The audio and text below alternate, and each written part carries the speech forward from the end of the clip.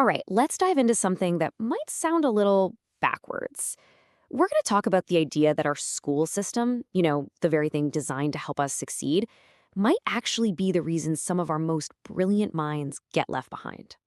So let me just start by asking you this. When you think of the perfect student, what pops into your head?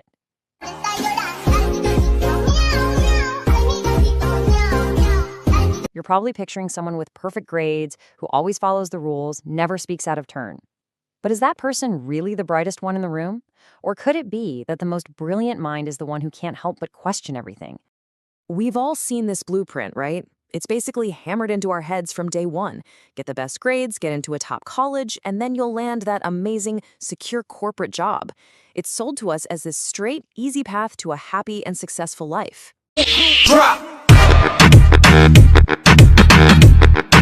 And look, this isn't just some friendly advice. It's a belief that's baked into our society. The message is crystal clear. Just follow the rules of the game, check all the right boxes, and you're going to win.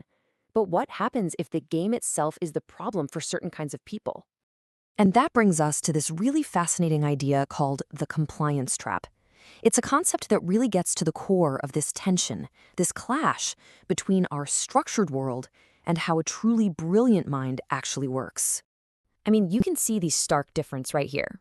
On one side, you have what the system loves and rewards: obedience, playing by the rules, just accepting things because that's how it's always been done.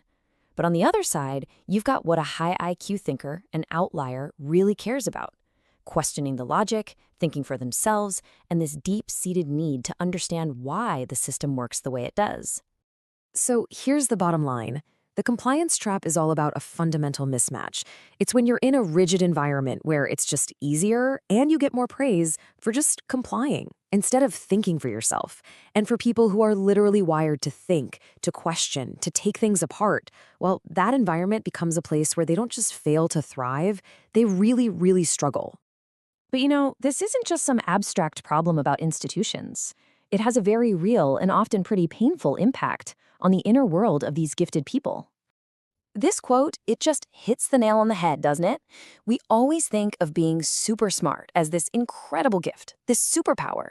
But imagine if your brain just can't stop seeing the flaws in every argument, the inefficiencies in every process, and the unanswered why behind every single rule. In a place that doesn't care about those questions, that cognitive depth starts to feel less like a gift and more like a really heavy weight. And this leads to a whole cocktail of really tough feelings. These thinkers often feel completely isolated because it seems like no one else is asking these same questions. They're bored out of their minds because the work is built for compliance, not real intellectual challenge. They're deeply unsatisfied because acing a test by just memorizing stuff does nothing for their need to actually understand. And after a while, they start to feel like they're the problem, that they're just too complicated. So what happens when you're constantly told that the very way you think is a problem? You learn to hide it. To stop being called difficult or disruptive, these bright minds just stop asking questions. They stay quiet. And that's the real tragedy here. The trap silences the exact people we probably need to be listening to the most. But what if we've been looking at this all wrong?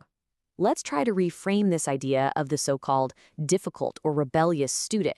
This right here is the big shift in perspective. What we, from the outside, often label as rebellion is actually just independent thinking on the inside. Think about it. That student who keeps asking, but why do we have to do it this way? They're not necessarily trying to be defiant. They're just expressing this genuine, deep need to understand the logic behind the rules.